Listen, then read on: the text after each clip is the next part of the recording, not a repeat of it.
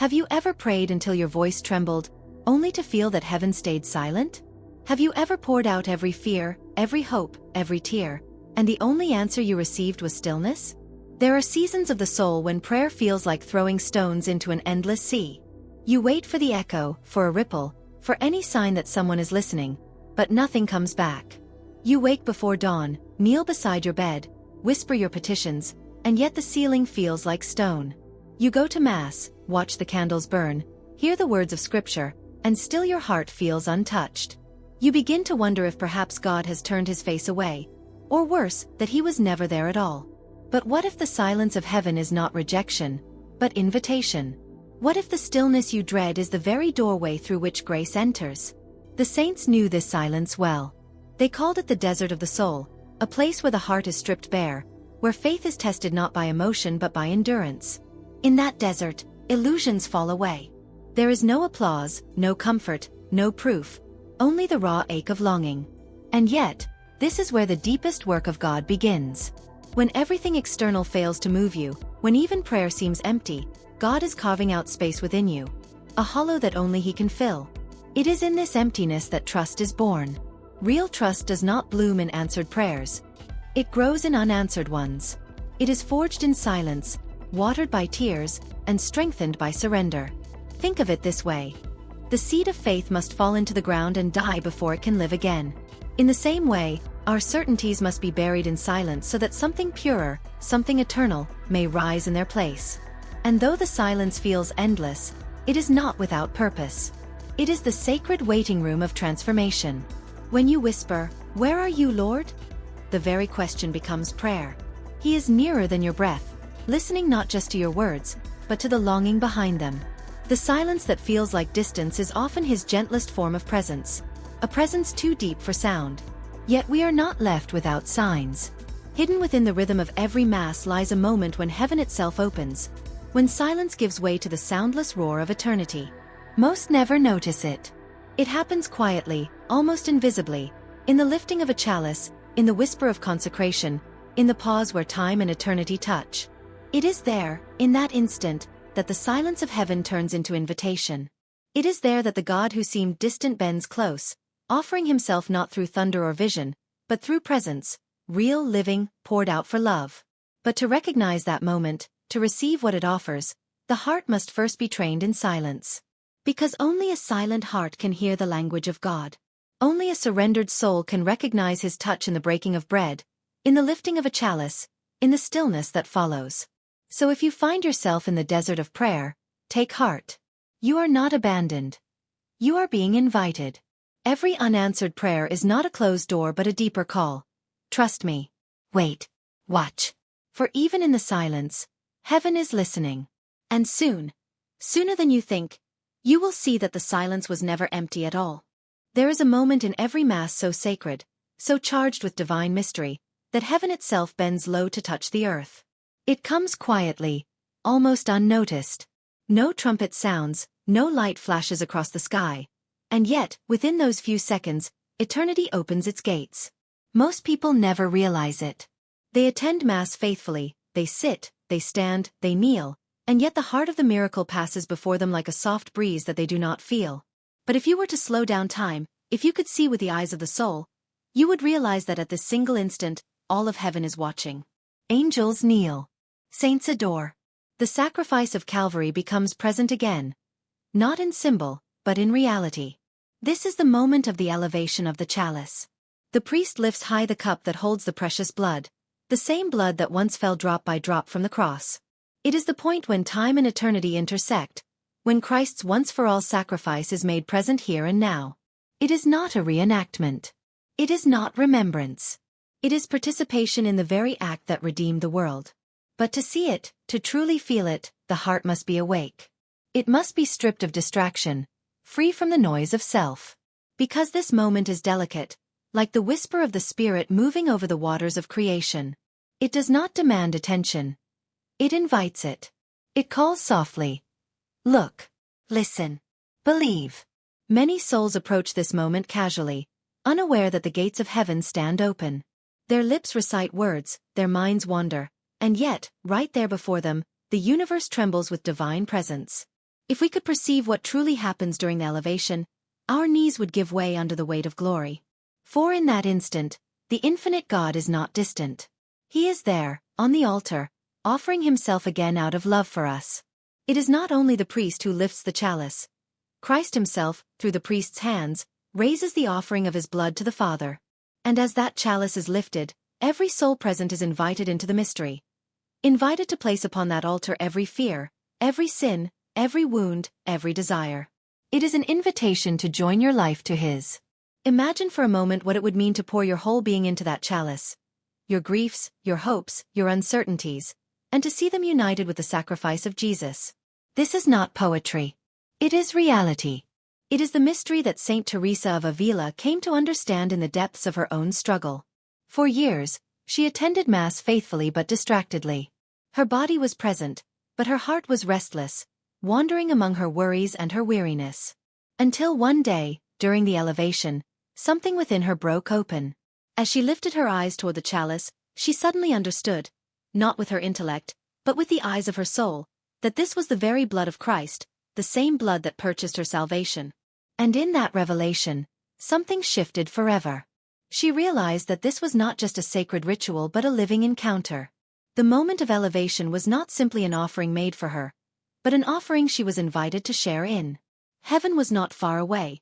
It was unfolding right before her eyes. The silence of her long spiritual desert began to break. From that day on, she would never again see the Mass in the same way.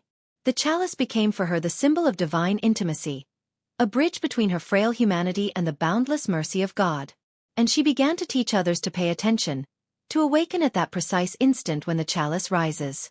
Because in that moment, heaven opens, grace flows, and every soul present is offered a choice. To remain passive, or to enter the mystery. To unite, to trust, to surrender. The hidden moment of the Mass is not hidden because God conceals it. It is hidden because so few are willing to see. But once your eyes are opened, you can never go back. Every elevation becomes an invitation. Every Mass becomes a meeting point between your heart and the heart of Christ. And it is in this sacred moment, this meeting of time and eternity, that the story of Saint Teresa's great discovery truly begins. Before she became a saint, before she founded convents and guided souls to mystical heights, Teresa of Avila was simply a woman searching for God, and often failing to find him. She was not born into constant light. Her journey began, as it does for many of us, in darkness. For nearly 20 years, Teresa endured what the mystics call the dark night of the soul. A time when every prayer felt like a stone falling into silence. She knelt in chapel after chapel, whispering words that no longer seemed to have meaning. Her heart was dry, her mind full of distractions. The God she loved felt distant, unreachable. Imagine it, a woman who had given her life to prayer, to service, to the pursuit of holiness, and yet she could not feel the presence of the one she sought. Her own soul became a labyrinth with no exit. Even her spiritual exercises, once her source of joy, turned into obligations she could hardly endure. She wrote that during those years, she often envied people who seemed at peace, who felt God easily. But for her, heaven was silent. And in that silence, doubts crept in. Perhaps she was deceiving herself. Perhaps her prayers were worthless. Perhaps God was tired of her failures, her weaknesses, her endless distractions. It is easy to imagine her walking alone through the cloister's corridors late at night, candle in hand, her thoughts heavy and uncertain. The flickering light would dance upon the stone walls as her heart whispered, "Lord, if you are there, why can't I find you?" But what Teresa did not yet understand was that God was closer to her in the darkness than he had ever been in the light. The silence was not punishment. It was preparation. The dryness was not rejection. It was purification. God was teaching her, slowly, painfully, that love is not measured by what we feel, but by what we choose to give when we feel nothing. True faith begins when emotion ends. When every consolation is stripped away and only will remains, the will to trust, to stay, to keep praying even when the heavens give no reply. Teresa later wrote that she came to recognize these years as the most important of her life. Because in them, she learned the meaning of pure surrender. She discovered that prayer is not about mastering techniques or achieving mystical experiences. It is about showing up, again and again, with an open heart, even when that heart feels empty. It was during this time of spiritual desolation that Teresa's transformation began. She stopped trying to feel God and started choosing to trust Him. She began to whisper simple prayers, not elaborate, not poetic, just honest, naked truth. Sometimes only a few words. Lord, I am here. I do not understand, but I will trust you. And slowly, without her realizing it, something began to change. Not around her, within her. The silence that once tormented her started to soften. The darkness did not disappear, but it began to glow faintly with a presence she could not see but somehow knew was real. In this crucible of suffering, Teresa's faith was refined like gold in fire. She came to see that the true measure of spiritual maturity is not how close we feel to God, but how deeply we trust Him when He feels far away. Every saint, she realized, must walk through this night, because without darkness, we never learn to see the light. And so the woman who would one day speak of ecstasies and visions, who would write about the 7 mansions of the soul, was first a woman of tears and silence. A woman who stayed. It was precisely in this long silent struggle that the seed of her great discovery was planted. A discovery that would one day open the gates of heaven for countless souls. A revelation born not from comfort, but from surrender. For one day, after years of wandering through the labyrinth of her own doubts, Teresa came to understand that heaven had never been closed at all. She simply needed to know where to look, and how to trust. That revelation would come not in a vision, not in a moment of triumph, but in an instant so ordinary that few would have noticed it. It would come during Mass, in the lifting of a chalice, in the whisper of the priest's voice, and in 3 simple words that would change everything. It happened on an ordinary morning. The convent was quiet, the air heavy with the scent of candle wax and incense. Teresa knelt in her usual place during Mass, weary, distracted, not expecting anything different from the countless other mornings that had come before. Her prayers were simple now, stripped of all ornament. She had long since abandoned the search for feelings or visions. She came only to be present. As the priest began the consecration, she bowed her head. She had heard the words hundreds of times before, "This is my blood." But that day, as the priest raised the chalice, something within her stirred. Her eyes lifted almost without thinking, drawn to the gleam of light reflecting off the gold. And in that instant, that single silent instant, everything changed. It was as if the veil between time and eternity had torn open. The chapel around her faded. The murmurs of the Mass fell away. She saw, not with her eyes but with her soul, that the blood in the chalice was alive. Not symbol, not memory but reality. The same blood that had once run down the wood of the cross was there, before her, burning with love. And in that moment she understood. This was not just a ritual to be observed. It was an encounter to be entered. The chalice was not only the vessel of Christ's sacrifice, it was the place where heaven and earth met, where God waited for her trust. Teresa later wrote that the revelation came like a whisper, gentle and unmistakable. "This is the moment when I desire your trust." 3 simple words filled her heart. "Jesus, I trust." Not "Jesus, help me." Not "Jesus, answer me." Not "Jesus, give me peace." Just, "Jesus, I trust." She felt, for the first time in years, a stillness that was not empty but full. Full of presence, full of mercy. It was as though every unanswered prayer, every silent night, every tear had led her here, to this moment of surrender. She realized that this was what heaven had been waiting for all along. Not her eloquence, not her effort, but her trust. Not the perfection of her prayer, but the abandonment of her control. Those 3 words were not magic. They were a key, the key that unlocked grace long held back by fear. For trust is the purest form of faith. It says to God, even if nothing changes, even if the silence continues, "I believe you are good." It is faith stripped of bargaining, love stripped of conditions. As she gazed at the chalice, Teresa saw the mystery with a clarity that words could never fully hold. In that lifted cup, Christ was offering not just His blood to the Father, He was offering His trust. The same trust He had on the cross when He whispered, "Into your hands I commend my spirit." And now, He invited her to join in that same trust. To let her surrender become one with His. To unite her small yes with His eternal yes. Teresa understood that this was the heart of the Eucharist. Not only Christ giving Himself to us, but inviting us to give ourselves to Him in return. Every fear, every doubt, every unfulfilled longing could be placed into that chalice. And as it was lifted, heaven would receive it, transform it, and return it as peace. She began to practice this each day. At every Mass at that same sacred moment, she would whisper those 3 words, "Jesus, I trust." Not as a formula but as an offering. Sometimes her trust was strong, sometimes trembling, but she said them anyway. And over time, she began to feel something extraordinary. The silence that had haunted her for years grew gentle. The heaviness that once pressed upon her heart began to lift. Her soul, once parched like a desert, became fertile again, watered by the quiet confidence that God was working, even when unseen.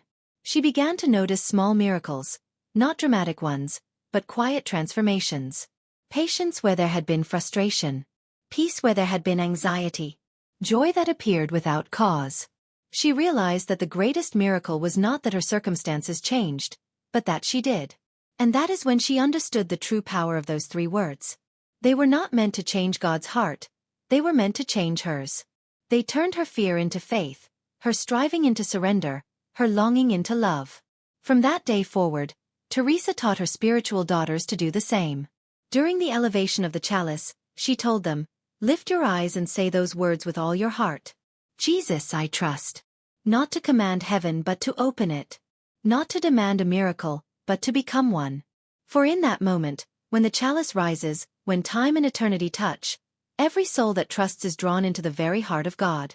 The day Teresa first whispered those words, "Jesus, I trust," something invisible began to shift, not only in her heart, but in the world around her. It was as if those words opened a window that had been shut for years, letting divine light flood into places that had long been dark. But the light did not come with noise or spectacle. It came quietly, like dawn breaking over a sleeping city. The first miracle was not what she expected. It was not the end of her trials, nor the sudden lifting of her burdens. It was the transformation of her capacity to carry them. The same struggles remained, the dryness, the distractions, the weight of responsibility. But something in her response changed. Where once she had felt anxiety, now there was peace. Where once she had begged for relief, now she whispered gratitude. And where once she had prayed for God to change her circumstances, she now asked Him to change her heart. She began to see that this quiet interior transformation, was the greatest miracle of all. Because the real miracle of trust is not that God takes away our crosses, but that He teaches us how to carry them with joy. Teresa discovered that every time she said those words during the elevation of the chalice, grace flowed into her soul like living water. Not always felt, not always seen, but unmistakably real. Soon, others began to notice the change. The nuns around her saw that the once weary prioress had become radiant with serenity. Her laughter returned, gentle, unforced, full of light. Her presence calmed those who were anxious and strengthened those who were weak. They asked her what had happened, and she told them the secret. When the chalice is lifted, whisper with all your heart, "Jesus, I trust." The sisters obeyed. And what followed could only be described as a cascade of grace. A nun tormented by melancholy found peace that no medicine could provide. Another, consumed by fear of damnation, was suddenly freed from scruples that had plagued her for years. A third, bedridden with illness, rose from her bed after receiving the Eucharist with those words on her lips. But Teresa was careful to remind them, these outward signs were not the point. They were reflections of something far greater. The inner miracle that takes place when a soul abandons itself entirely to God's will. The greatest grace, she told them, is not to be freed from suffering, but to be transformed by it. Still, the miracles continued. Quiet, persistent, unstoppable. The convent she founded, which had once struggled in poverty, began to receive what they needed at just the right time. Donations arrived without being asked for. Doors opened that had been closed. Even people who visited her communities, merchants, pilgrims, nobles, would leave changed, touched by a peace they could not explain. Word of these transformations began to spread beyond the cloister walls. Priests, scholars, even bishops came to speak with her, to understand what power could move so many hearts. But Teresa always gave the same answer. It is not power. It is trust. She explained that when the chalice is lifted, Christ's sacrifice is renewed, and with it, the entire floodgate of divine mercy opens. But mercy cannot enter a heart that is closed by fear. Only trust can open it. Only surrender allows grace to flow freely. And so, every time a soul truly says, "Jesus, I trust," heaven rushes in to fill that space. For Teresa, this trust became a way of living. She began to see every circumstance, joyful or painful, as an opportunity to unite herself with Christ's offering. When challenges came, she smiled and said, "Another chance to trust." When her plans failed, she whispered, "Your will, Lord, not mine." Her peace became unshakable, not because her life grew easy, but because her heart had learned the rhythm of surrender. And as she continued to teach others this simple path, she witnessed what she called miracles of the heart. Souls that had been hardened by fear began to soften. People who had spent years chasing spiritual experiences discovered that true holiness was not found in visions or voices, but in quiet trust. Teresa would say, "Trust is the purest prayer. It asks for nothing, and receives everything." Decades later, when her disciples wrote about the wonders that surrounded her life, they spoke of levitations, visions, prophecies. But Teresa herself always pointed back to that single moment during Mass, and to those 3 small words that unlocked it all. Because every miracle, she said, begins not with striving, but with surrender. Not with control, but with confidence in divine love. And perhaps that is still the secret today. When the chalice is lifted, and the world holds its breath for one sacred second, that is the moment when all of heaven leans close, waiting for those 3 words to rise from your heart. Jesus, I trust. Teresa never studied medicine, nor did she know the language of psychology or neuroscience. And yet, through prayer and experience, she discovered truths that the science of our age would one day confirm. Truths about what trust does to the human soul, and even to the human body. She noticed that when a soul begins to trust, truly trust, something subtle but profound happens. The heart grows calm. The mind becomes still. Fear loses its grip. And in that stillness, the soul becomes capable of hearing God. Centuries later, doctors and scientists would describe the same transformation in different words. They would speak of how trust lowers the body's stress hormones, how it steadies the heartbeat, how peace actually strengthens the immune system.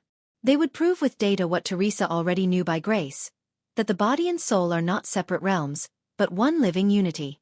When the soul believes it is safe in God's hands, the body responds as though dawn has broken after a long night. But Teresa was not interested in theories.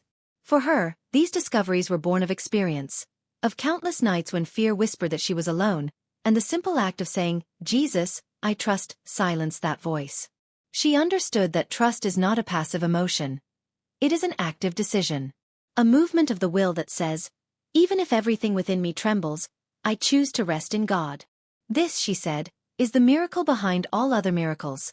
That peace can exist in the middle of chaos. That joy can appear where logic sees none. That faith can rise stronger after every disappointment.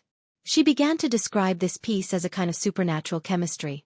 When the soul aligns itself with divine will, it becomes like a tuned instrument, vibrating in harmony with heaven. Every act of trust, every whispered, "Jesus, I trust," fine-tunes that harmony. The dissonance of fear fades. The restless questions quiet. And the soul begins to sing again. Modern thinkers might call this resilience or neural transformation. Teresa called it grace. She knew that when the chalice is lifted and the soul dares to trust, heaven's current flows through the heart like electricity through wire. But unlike human energy, this current does not exhaust. It renews. It gives strength where there was weakness, clarity where there was confusion, courage where there was despair. She also saw that this trust spreads. It cannot remain contained within one soul. Just as a calm presence can steady a whole room, a trusting heart radiates peace to those around it. A mother's quiet faith strengthens her children. A priest's serene confidence steadies his parish. A single soul that trusts in the midst of suffering becomes, as Teresa wrote, a living host of hope for the world. In one of her letters, she explained it this way. When a soul trusts perfectly, the Holy Spirit finds no resistance. Grace passes through it as sunlight through clear glass. And wherever that light touches, new life begins. Perhaps that is why communities transformed when her nuns began this practice. They were not simply repeating words. They were reordering reality within themselves. Trust reordered fear into faith, anxiety into surrender, scarcity into gratitude. It opened invisible doors. And those doors, once opened, could not easily close again. The mystery, Teresa said, is that the act of trust does not change God, it changes us. It changes the way we receive Him. Grace is always pouring, always available, but fear acts like a lid over the heart. When we say, "Jesus, I trust," we lift that lid. And the grace that was always there finally has space to fill us. Even now, centuries later, the same law holds true. Every time you choose to trust, not because you see but because you believe, you alter the atmosphere of your soul. You make it more spacious, more radiant, more alive. And in that space, peace begins to grow. So when the world feels loud and uncertain, remember this hidden science of the Spirit. You do not need to force faith. You only need to trust. For the heart that trusts becomes the meeting place of heaven and earth, the living chalice of God's peace. There comes a moment in every soul's journey when faith must move from words to surrender. It is the moment when you stop asking God to prove himself, and instead, offer him your trust. That moment, for Teresa, came at the elevation of the chalice. And whether you realize it or not, that same moment comes for you every time you stand before the altar. Think about it. Every Mass you attend, somewhere between the priest's whispered words and the soft ring of the bells, heaven opens. For a breath of time, eternity leans close. Christ, who once hung on the cross, is there again. Not in suffering now, but in victory, offering himself for you and to you. And in that moment, he looks for only one thing. Not perfection. Not eloquence. Not worthiness. Only trust. It doesn't matter if you have failed, if you doubt, if your heart feels distant or dry. It doesn't matter how far you have wandered. What matters is that you turn toward him even slightly, and say the words that open heaven. Jesus, I trust. Say them not as a ritual, but as truth. Say them with your whole being. Your hopes, your fears, your love, your pain. Because when you do, something extraordinary begins to happen. The same power that transformed Teresa's heart begins to work within yours. The same grace that once turned her darkness into light now flows toward you. It may not come as lightning or revelation. It may arrive quietly, as a peace that has no reason to exist, as a strength that surprises you when the next trial comes, as a calm that stays even when nothing changes. That is the miracle of trust. It doesn't erase the cross. It transforms it. It doesn't promise an easier life. It offers a deeper one. When you whisper, Jesus, I trust, as the chalice is lifted, you are not just speaking to the air. You are uniting your trust with his, the trust of the Son for the Father, the same trust that held him through Gethsemane, through the cross, through the silence of the tomb. And when your small act of faith meets his infinite mercy, heaven responds. Some graces you will see, a reconciliation, an answered prayer, a door opened at just the right time. Others you may never recognize, because they happen deep inside. The healing of an old wound, the softening of your heart, the awakening of hope where there was only fear. But every act of trust leaves a mark. Every yes you give during that sacred moment shapes eternity. This is the invitation Teresa leaves for you. To live your faith not in striving, but in surrender. To make of your life a continuous, Jesus I trust. To carry that same prayer beyond the church walls, into your home, your work, your relationships, your fears. Because the chalice lifted on the altar is not confined to 1 hour on Sunday. It echoes in every moment where love asks you to let go, to forgive, to believe, to begin again. There will be times when those words come easily, and times when they must be forced through tears. But even trembling trust is still trust. Even whispered faith shakes heaven. And each time you say those words, you are not alone. Teresa said them once, in the darkness, and the light she found has never gone out. That same light now passes to you. Maybe you are listening now and your soul feels tired, worn from unanswered prayers, from battles unseen by others. Maybe you long for a sign that God still remembers you. This is your sign. This is your moment. When the chalice is lifted, lift your heart with it. Look at that cup of mercy and let everything you are, your questions, your pain, your gratitude, your trust, rise with it. And then simply say, Jesus, I trust. Because the miracle begins not when heaven speaks, but when you do. It begins when you decide to believe that love is stronger than fear, that surrender is stronger than control, that trust is stronger than doubt. This is the path of the saints. This is the heart of the Mass. And this simple radical trust, is the way the soul becomes light. So if these words have found you today, perhaps it's because heaven is inviting you into that same mystery. To see the Mass not as routine, but as revelation. To see every act of trust as a spark that lights eternity. To live not in anxiety, but in surrender. Not in fear but in faith. Not in striving but in love. And if you desire to keep walking this path, the path of the inner castle, the path of trust, peace, and transformation, you are not alone. There is a growing light, a community of souls seeking the same truth. I invite you to journey with us. Subscribe to Light of the Inner Castle, where each story, each reflection, is another step deeper into the mystery of God's love. Because the castle of your soul is waiting. And the key has always been 3 simple words. Jesus, I trust.